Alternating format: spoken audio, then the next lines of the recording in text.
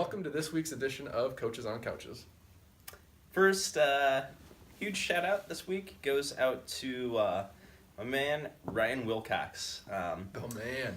We've been doing some work down in the video production studio, and there's a couple of computers that just haven't gotten much love down there.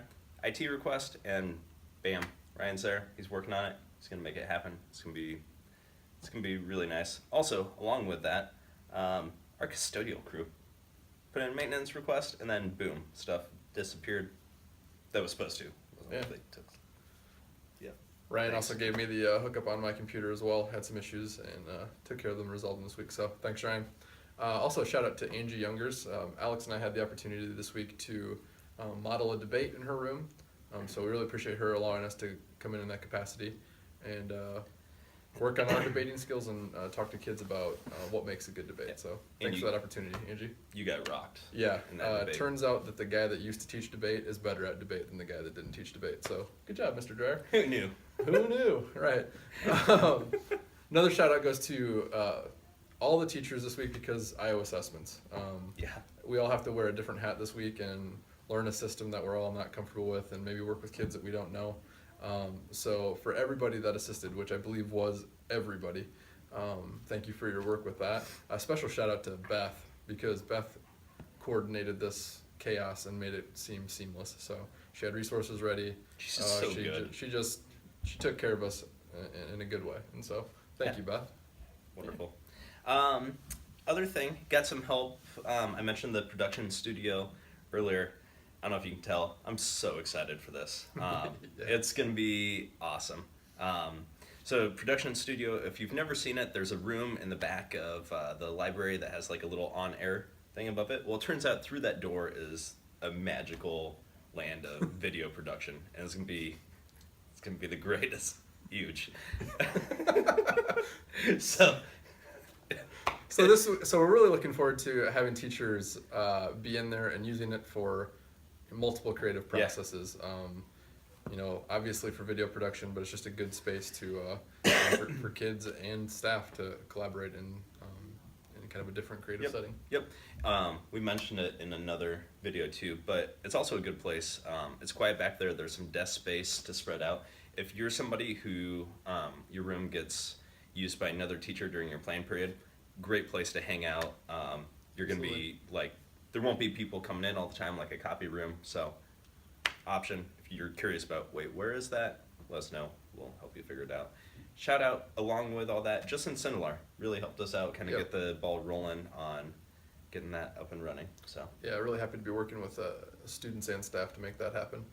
Another shout out to Laura Hoig this week. She's been working with one of our exchange students and just trying to provide the best learning setting for her as she joins us for a month. So really appreciate the time that she's taken to make that possible. So nice work, Laura. Yeah.